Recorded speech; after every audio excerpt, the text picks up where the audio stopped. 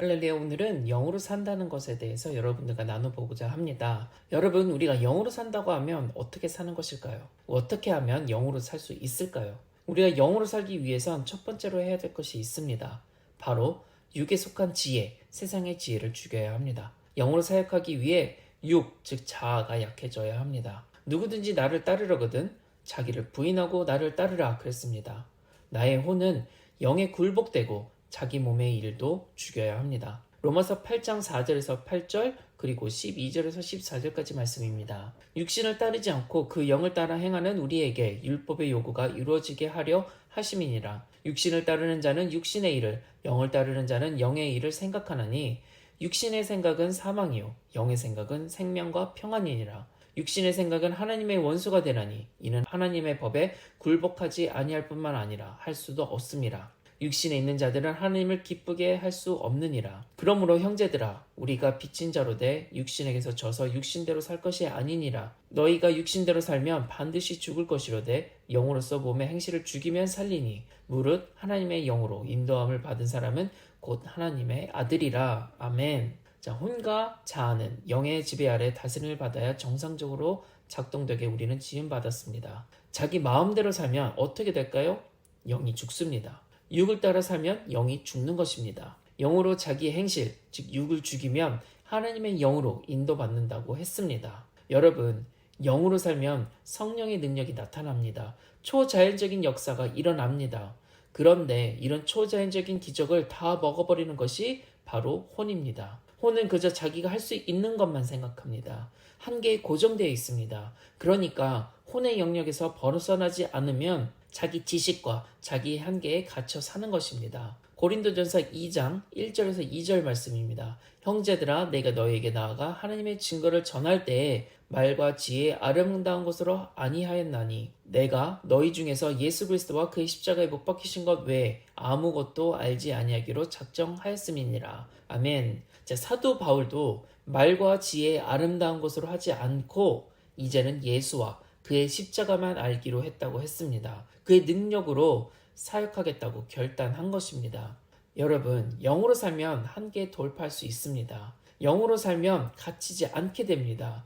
리미트가 없게 되는 것입니다. 내 믿음에서 오는 자신감과 하나님이 주신 믿음, 하나님의 신뢰로 인한 믿음은 다릅니다. 바울은 고린도에서 약하고 두려워하고 심히 떨었다고 고백했습니다. 자신감을 잃어버렸다고 했습니다. 여러분, 자신감은 절대 믿음이 아닙니다. 그저 자기 자신에 대한 믿음일 뿐입니다. 혼이 강할수록, 자신감이 강할수록 기도하지 않습니다. 자기 실력과 자기 지혜로 합니다. 그런데 그러다가 언제 하나님을 찾게 됩니까?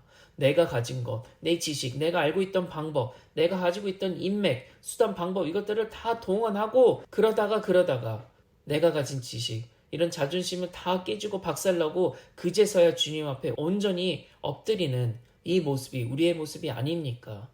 여러분, 자신감의 결과와 믿음의 결과는 전혀 다른 것입니다. 자신감은 어떤가요? 자신감은 자기를 드러냅니다. 자기의 의, 자기 실력, 자기 공로를 생각합니다. 내가 이루었고 내가 해놨다는 것에 집중합니다. 그래서 내 마음대로, 내 뜻대로 안 되면 분노하고 짜증내고 왠지 모를 억울한 생각에 사로잡힙니다. 그리고 결국엔 교만으로 빠집니다. 믿음은 겸손입니다. 하나님이 하셨다는 것을 인정하는 것입니다. 하나님이 주신 힘으로 하는 것입니다. 하나님을 알고 하나님을 경험하는 사람은 인생이 복됩니다. 이게 진정한 복입니다. 자기 힘으로 살면 하나님과 무슨 상관이냐라는 싶은 모습으로 삽니다. 그러나 믿음으로 살면 하나님을 더 신뢰하기를 원하며 하나님과 더 가까이기를 원하고 하나님을 더 경험하기를 원합니다. 자, 그럼 여러분, 내가 과연 지금 영 가운데 살고 있는지 아니면 혼 가운데 살고 있는지 어떻게 알 수 있습니까? 그것은 우리의 태도에서 나타납니다. 나의 태도에서 결정됩니다. 내 자신과 하나님에 대한 태도에서 다 드러나는 것입니다. 여러분, 누가복음 17장 17절에 말씀하는 것처럼 우리는 무익한 종일 뿐입니다. 아무것도 아닙니다. 주님의 은혜와 사랑이 없다면 그냥 nothing인 것입니다. 교만한 사람들은 자기 혼으로 감당하는 사람들이 인정해주지 않으면 나의 의견에 동해주지 않으면 뒤집어지고 난리가 납니다. 그러나 영으로 행하는 사람은 감사가 있습니다. 자유함이 있습니다. 아무렇지도 않게 됩니다. 어떤 말에도 상처 안 받습니다.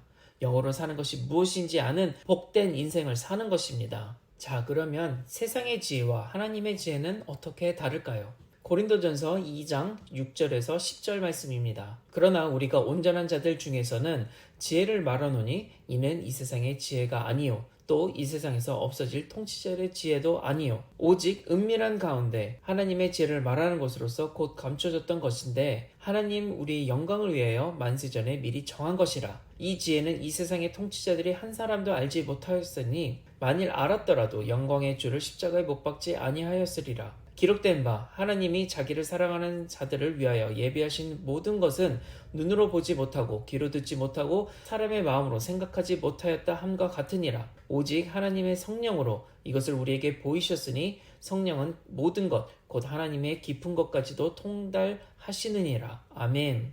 홍원에서 나오는 지혜는 눈으로 보고 귀로 듣고 생각에서 얻어지는 지식에 근거합니다. 영의 지혜는 위로부터 주어지는 하나님의 지혜입니다. 깨달아지는 것입니다. 알게 됩니다. 성령으로 주어집니다.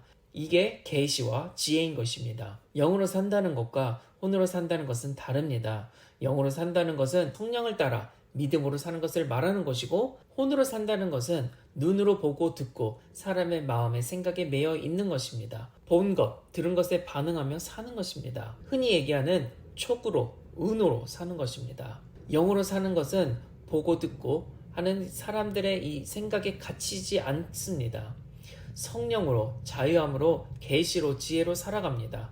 잔머리로 사는 것과 다른 차원의 계시로 사는 것입니다. 나 중심적인 생각은 인정받는 것, 위기 극복, 현 상황 돌파에 목적을 둡니다.